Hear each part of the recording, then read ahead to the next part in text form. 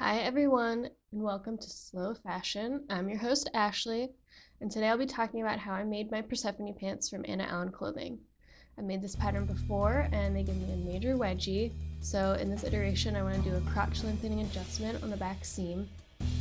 I'm doing this by taking a pattern that fits me really well. In this case, it's the Philippas by Anna Allen, and comparing the two by placing the wrinkled and well-used Philippa pants pattern on top of the fresh Persephones pattern. As you can see, the crotch extends about 3/4 of an inch longer on the Philippas and it comes down a bit lower. I'm now going to transfer this curve onto my Persephones pattern and add a small piece of paper for the extra crotch length. I don't want to cut away any of the original pattern, so I'm going to fold that part in case after fitting I need to adjust it again. You could do all this on tissue paper and make a completely new version of the pattern with your adjustments if you feel so inclined. For my wearable muslin, I'm using a natural colored heavyweight canvas. Make sure all of your fabric is nice and smoothed out and clean. You'll see why I say this in a little bit. I like to do a pre-wash on all my fabrics before I start to avoid heartbreak later, when I inevitably wash my pants. For cutting, I'm using pattern weights and a rotary cutter, but pins and scissors work fine too. Whichever way you cut this pattern out, be careful going around tiny curves and fiddly areas like the crotch. Don't forget to snip in your keys to line up the pants while sewing. This is especially important in jeans and pants because you'll be adding some stretch during pinning.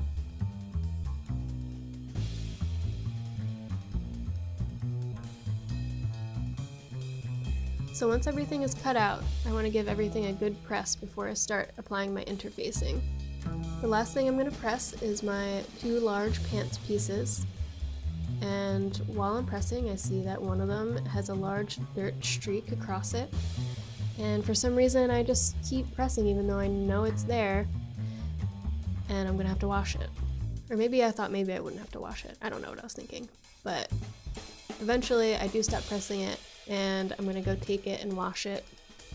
And the way that I get the stain out is I just rinse it under cold water and use a tiny bit of Dawn soap.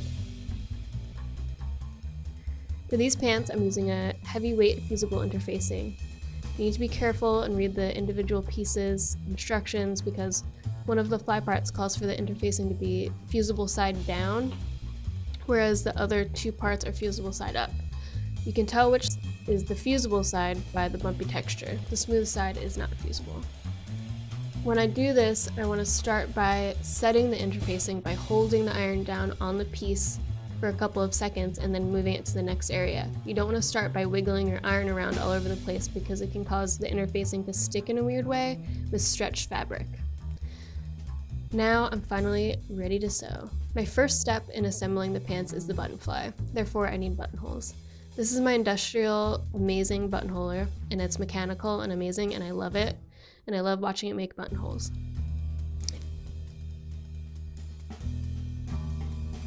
If you have an industrial sewing machine and need a buttonhole attachment, I highly recommend this one.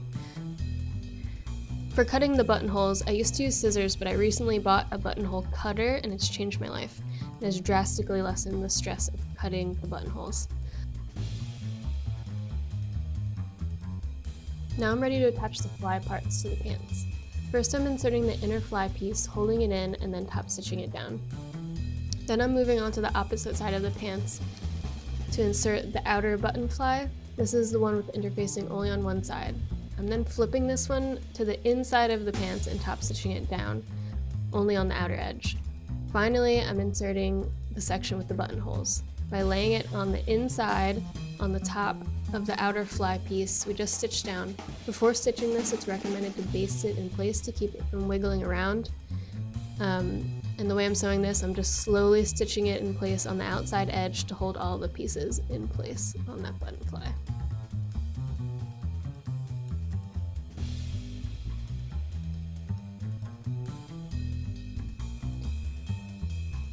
Now that everything is coming together, from here I'll be top stitching everything down to keep the seams extra strong.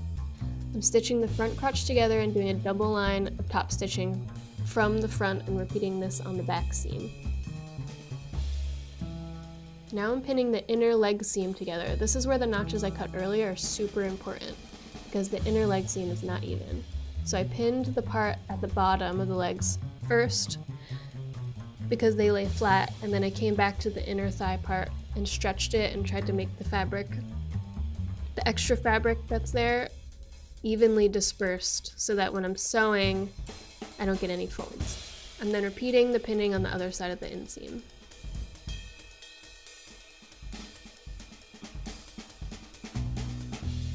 And I'm lucky enough to have a kitty visitor while I'm pinning, but she's gotta go because all she does is bump her head on my hand while I'm trying to do stuff.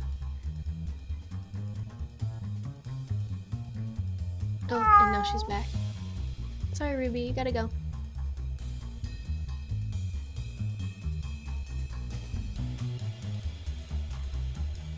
The stitch for the leg seam is done in one long pass. While I'm doing this, I'm gonna go super slow on the inner thigh parts, using a lot of pins.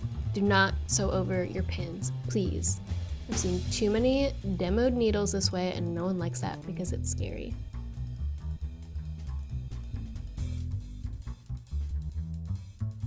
Also, while you're sewing down the inseam, make sure when you go over the crotch seam where the front and the back meet, you go nice and slow over that because it's a lot of fabric in one spot.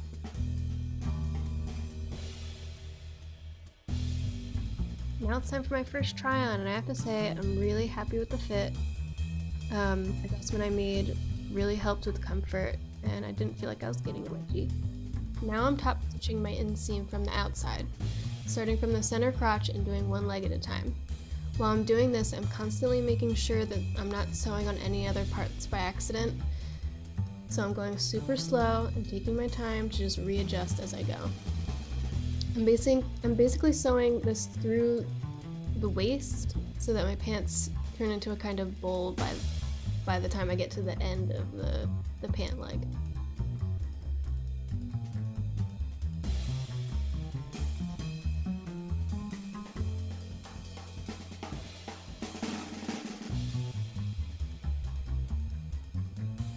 So now I'm moving on without any further adjustments to adding in my pockets. The pockets are completely optional. Start with the lining. I'm stitching them to the front and then flipping them inside out and top stitching them in place. I'm then adding the other pocket piece to the lining from the inside and sewing them together. While sewing this, you have to make extra sure that the pocket bags aren't getting sewn to the inside of the pants. You want them to be completely free at this point.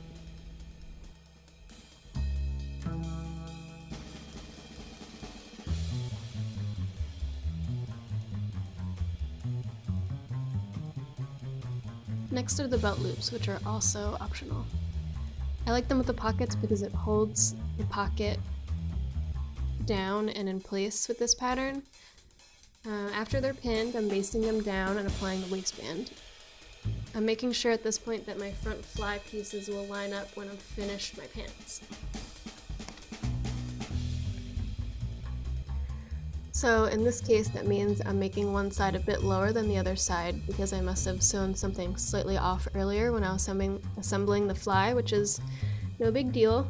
But once the waistband is sewn in, I'm going to fold it back over and pin it in place to be top stitched. I actually put my pins in the wrong direction. For me, when I'm sewing and I have the pins vertical, it helps me prevent getting folds in my waistband, which has happened to me before. Usually waistbands are a little bit tricky for me, but this one came out pretty good. But you can see as I'm sewing, I'm adding more pins and flipping them the other direction because I did that the wrong way than I usually do.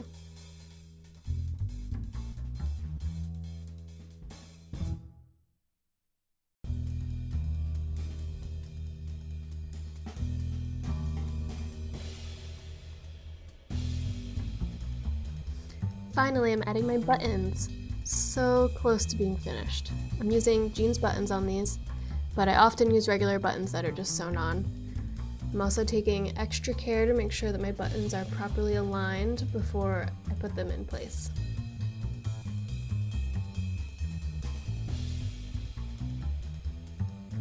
This is also a good opportunity to try your pants on and make sure they still fit really good once your buttons are in.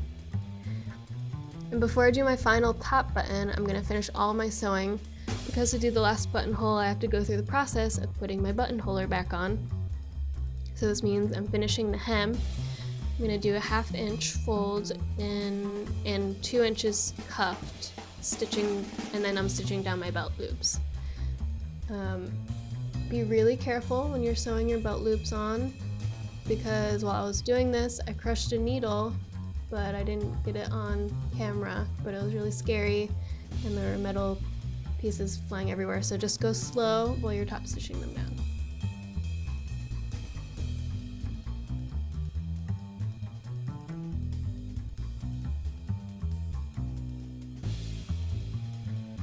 And then finally, I'm doing the last buttonhole and adding the last button. And now that I'm wearing them, I have a full range of motion. The only thing I'll be changing on my next pair is pinching out a bit from the back rise, maybe out 3/4 of an inch. There's a little bunching, but I think it's just because I'm short. I would say adding the back crotch seam was a resounding success. And I'm also never taking these pants off because they're so much more comfortable than I ever could have imagined. I hope you guys liked this video. Please like and subscribe.